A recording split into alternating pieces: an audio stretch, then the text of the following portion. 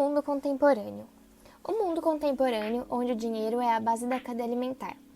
Tudo se move, se não por ele, para ele.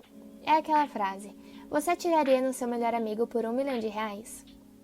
Afinal, existe algo acima do dinheiro? Os seres vivos estão acima dele? O meio ambiente, as leis e os direitos?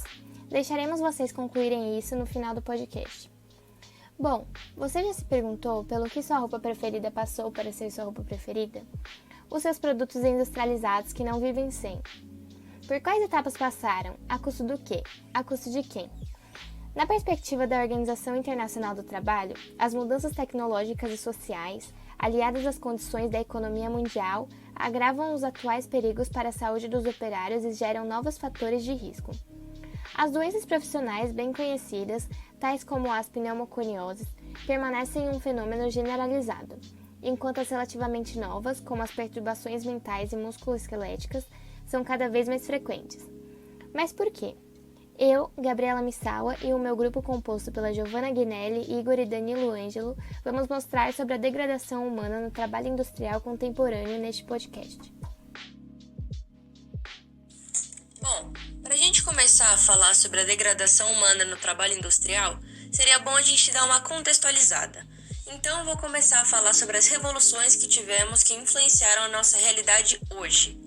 Antes da era industrial, o processo produtivo era feito de forma manual de duas maneiras. A artesanal, onde o mestre artesão era dono dos meios de produção, do capital, da força de trabalho e participava de todo o processo de produção. E a outra era a manufatureira, que com a base na economia mercantilista, o burguês era dono dos meios de produção e do capital, mas tinha o trabalhador, dono da força de trabalho em troca de um salário. Ou seja, tem separação entre o capital e o trabalho e uma maior divisão desse trabalho.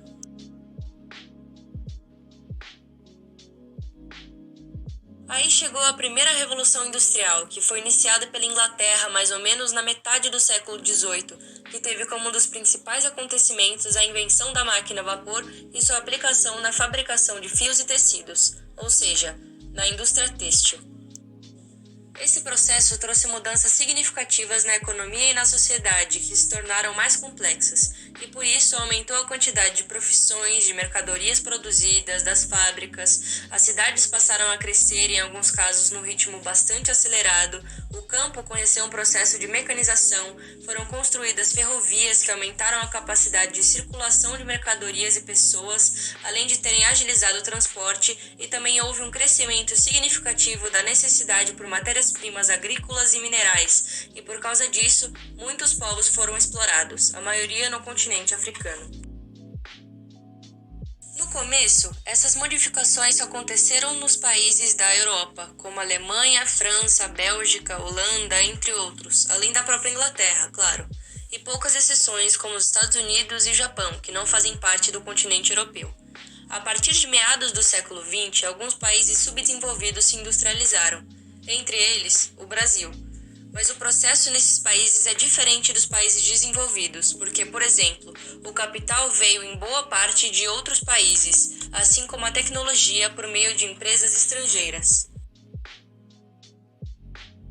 Na segunda Revolução Industrial, entre meados do século XIX e meados do século XX, muitos inventos passaram a ser produzidos e comercializados, como automóvel, telefone, televisor, rádio, avião.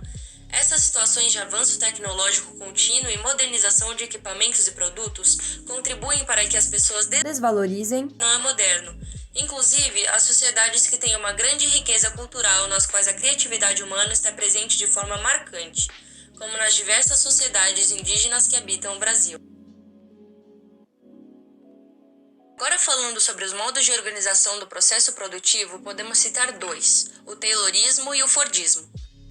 O Taylorismo é uma teoria criada pelo engenheiro americano Frederick Taylor, que a desenvolveu a partir da observação dos trabalhadores nas indústrias. O engenheiro constatou que os trabalhadores deveriam ser organizados de forma hierarquizada e sistematizada, ou seja, cada trabalhador desenvolveria uma atividade específica no sistema produtivo da indústria, que com outro nome seria a especialização do trabalho.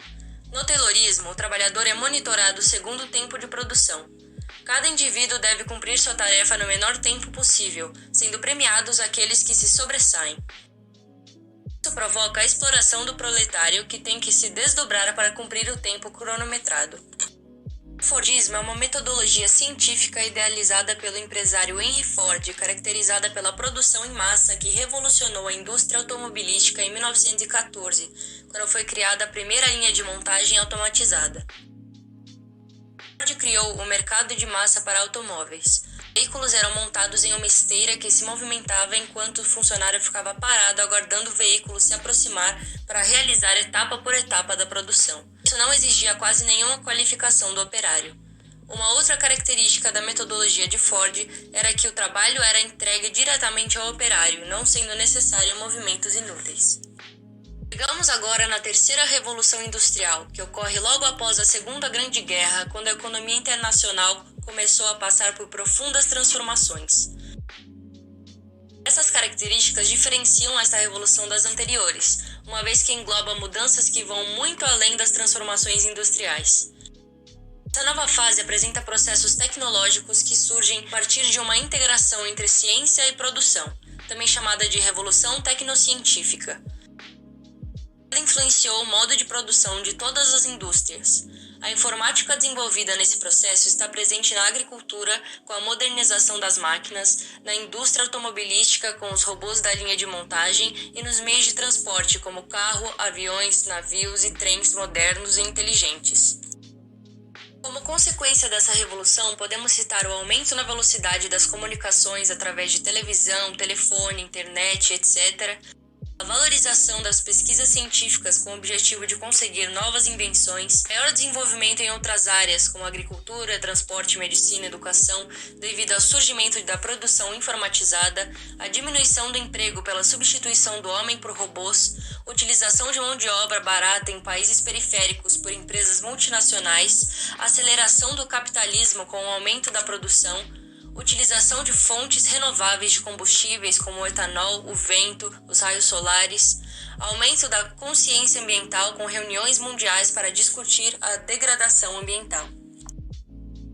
Com todas as revoluções industriais, aperfeiçoamento e mudanças constantes, maior tecnologia, maximização da produção e lucro e minimização do tempo, espaço e custo de produção, qual a situação da mão de obra?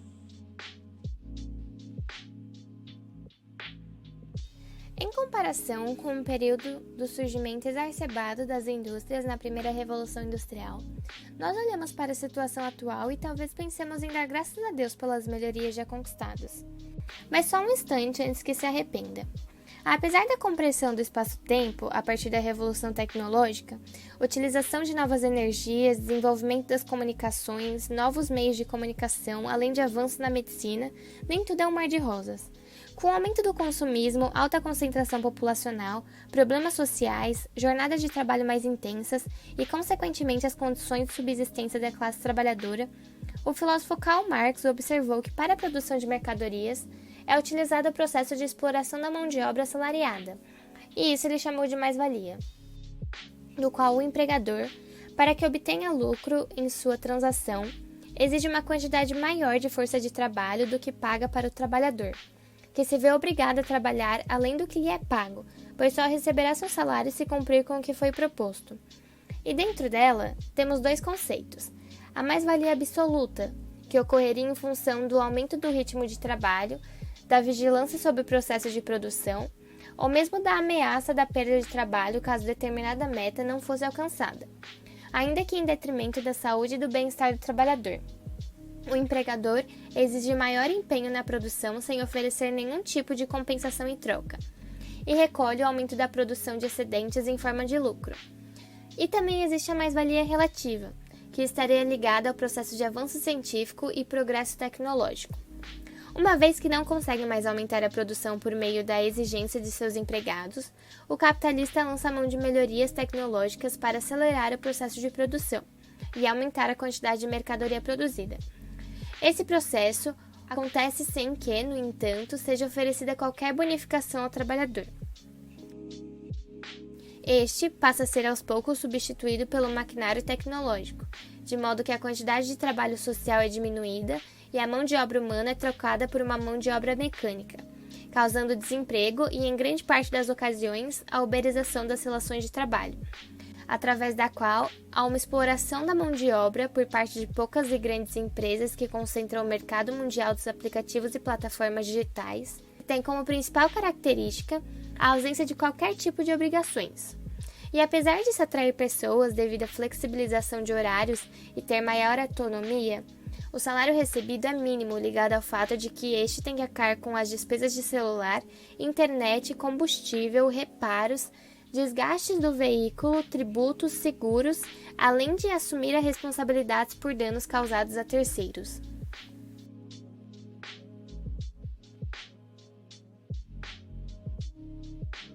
Tanto os operários presentes na indústria como as pessoas envolvidas na uberização são impostos a condições de trabalho degradantes sem seus devidos direitos garantidos como trabalhadores. Mas pelo menos o salário paga pelos inconvenientes? No Brasil, para suprir as despesas de um trabalhador e sua família, com alimentação, moradia, saúde, educação, vestuário, higiene, transporte, lazer e previdência com dignidade, estima-se que os custos mensais de vida de uma família de 4 pessoas sejam de R$ 10.081. Já o custo mensal estimado para uma única pessoa seria de R$ 4.385. O Brasil é o terceiro país mais barato na América Latina. O custo de vida no Brasil é mais barato do que em 85% de países no mundo. Mas a Lei 14.003 de 2020 fixou o valor do salário mínimo em R$ 1.045. Agora, para se ter um padrão de vida confortável que corresponda ao nível ocidental, Xangai, por exemplo, está entre as 10 principais cidades quando se trata de custos de vida no mundo. Um salário médio para um trabalhador de colarinho branco em Xangai é de $1.000.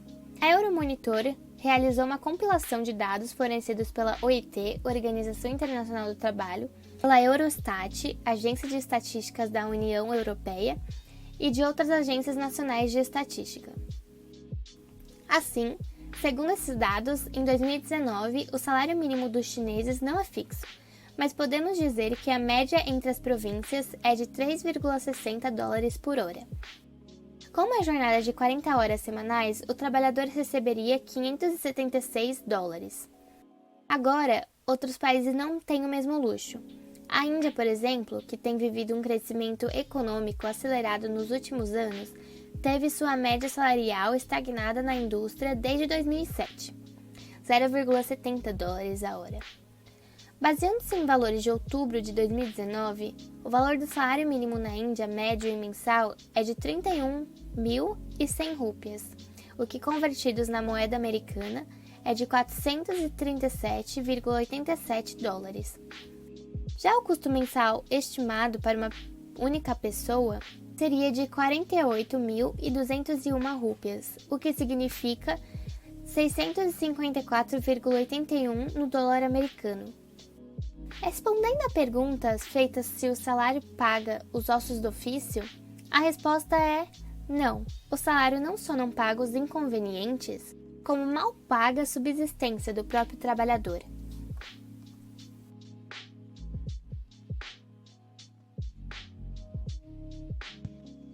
Podemos pegar como exemplo de degradação humana na atualidade a mão de obra bengalês, uma das mais baratas no mundo, que em 2013 houve um desmoronamento de uma instalação fabril, que causou a morte de mais de 250 pessoas.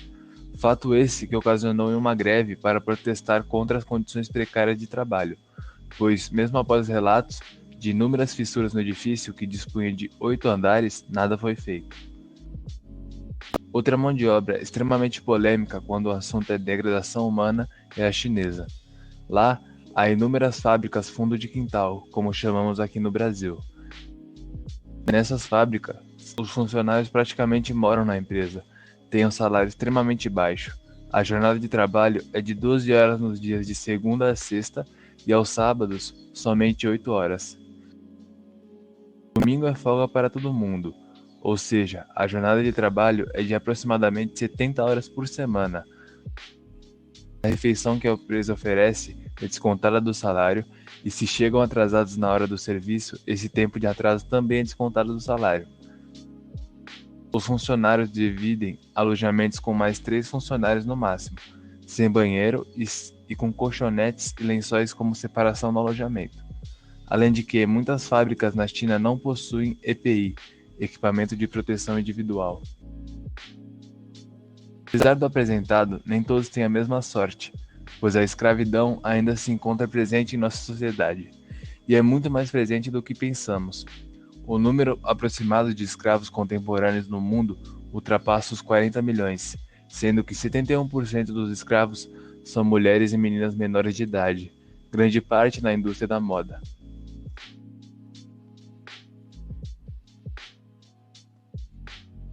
Bom, agora eu vou falar um pouquinho sobre o trabalho escravo.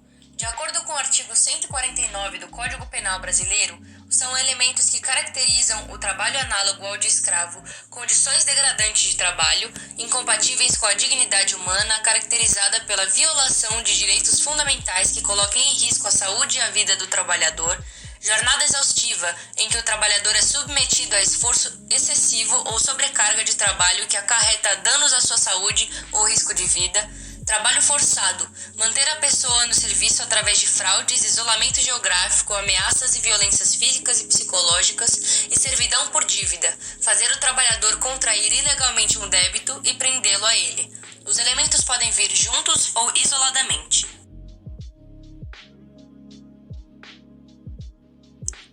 O termo trabalho análogo ao de escravo deriva do fato de que o trabalho escravo formal foi abolido pela Lei Áurea em 13 de maio de 1888. Até então, o Estado brasileiro tolerava a propriedade de uma pessoa por outra não mais reconhecida pela legislação, o que se tornou ilegal após essa data. Não é apenas a ausência de liberdade que faz um trabalhador escravo, mas sim de dignidade. Todo ser humano nasce igual em direitos à mesma dignidade. E, portanto, nascemos todos com os mesmos direitos fundamentais que, quando violados, nos arrancam dessa condição e nos transformam em coisas, instrumentos descartáveis de trabalho. Quando um trabalhador mantém sua liberdade, mas é excluído de condições mínimas de dignidade, temos também caracterizado o trabalho escravo. A Organização Internacional do Trabalho, OIT, e o Conselho de Direitos Humanos das Nações Unidas, através de sua relatora para formas contemporâneas de escravidão, apoiam o conceito utilizado no Brasil. No entanto, o trabalho escravo nunca foi erradicado, apesar de leis feitas ao redor do mundo para sua abolição. Estimativas indicam que o número total de escravos atualmente varia de pelo menos 21 milhões a 46 milhões, sendo empregues em diversos ramos produtivos. Segundo o professor titular da PUC Campinas e integrante do Ministério Público do Trabalho, Silvio Beltramelli Neto, seja em ambientes urbanos, ligados ao setor têxtil, por exemplo, ou em ambientes rurais, ligados à agropecuária, as jornadas extenuantes muitas vezes se associam a condições de trabalho absolutamente degradantes, em instalações precárias, com altos riscos de incêndio ou desabamento, sem água potável, sem banheiro, sem fornecimento de alimentação e assim por diante. Ele apontou que a escravidão sobreviveu e se reinventou a cada reestruturação do capitalismo. As condições análogas às do trabalho escravo sempre estiveram presentes.